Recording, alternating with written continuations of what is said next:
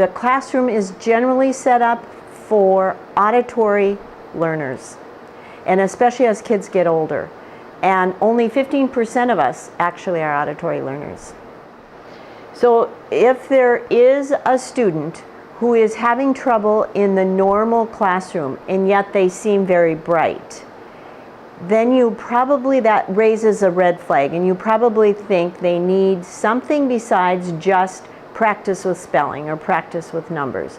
So an educational therapist will try to teach strategies to them so that they're able to learn with their strengths. So when I first meet a student and I start asking them questions about school, anytime they tell me they're bored all day long in school, nothing is fun except recess, they're tired, so tired that they just can't do the work, and yet I know they're getting enough sleep, they're in trouble all the time because they just don't like what's going on, or they're not paying attention. If I hear that from them, from a parent or from a teacher, then it's a red flag for me that probably this is a student I can work with. Because in educational therapy, what we know about kids like that is, as a defense, those behaviors will come up because kids are defending themselves. They're in a classroom setting which is very difficult for them and very negative. And it's easier for us, for our fragile egos, to say, I won't, than I can't. Kids who are challenged in the classroom are the kids that I see. And they're the ones who can't sit still or who are having trouble learning in the traditional way that in which our classrooms are set up still. Basically, they're hands-on learners and they need to be engaged. And mainly that's because they can't sustain their attention. Kids with attention issues will hear everything that goes on in the classroom. It's very difficult for them to focus on whatever it is they're supposed to be doing, whether it's reading or doing a worksheet or something like that. So in the classroom, they are very distractible, and often it looks like they can't get their work done. And it isn't because they can't, it's because they can't sustain their attention long enough to get to it and then do it. Different, but kids who have attentional issues will act out at home. They won't want to go to school. They are the kids who truly hate school. They will drag their feet in the morning. Also, if they're engaged in one thing, it's very difficult to transit them to another activity. And that's true in school too. They're the ones who don't put their books away when they're told, who don't get out their papers and pencils.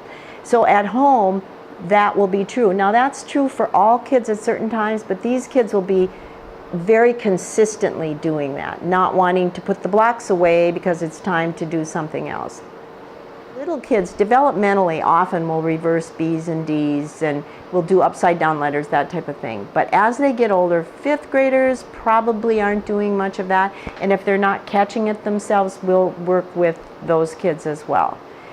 That all has to do with brain types, and so we have to teach strategies for them, how they can help themselves, because everything is more work for them. It takes them longer to do everything. If they have to read a chapter, it takes them sometimes twice as long, and often they'll have to read it more than once. So those kinds of kids, we teach strategies of reading, especially reading for enjoyment. The type of student I would work with would be those who have processing issues. Those would be the kids who answer slowly because they process slowly. They're generally very bright, but they get behind in a classroom because a classroom moves at such a good clip. And so when a teacher asks a question, that student processes the answer and doesn't even hear that the class has already answered the question, is on to another question.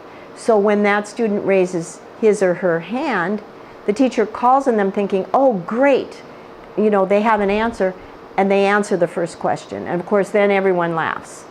And they have no idea why, because they're quite sure they have the right answer. So those types of issues with processing are embarrassing for kids, and it tends to make them want to not answer. Kids, there's a spectrum of attentional issues. all the way from very little to very severe. And so if a student is just having trouble sitting still, I can sometimes, as an educational therapy, teach them some strategies for pulling themselves back. That can work. And kids will often come to me, help them organize, because organization is something that kids with attention issues have a lot of trouble with if they're organizing for a paper or organizing to study. And what I can do with kids like that as an educational therapist is help them get organized so that then they know exactly what they need to do when they get home, that A, B, C, D. Because if they're attentionally challenged, they don't want to do it because in their minds it's boring. Because mundane, memorization, things like that, it's very boring to bright kids with attention issues.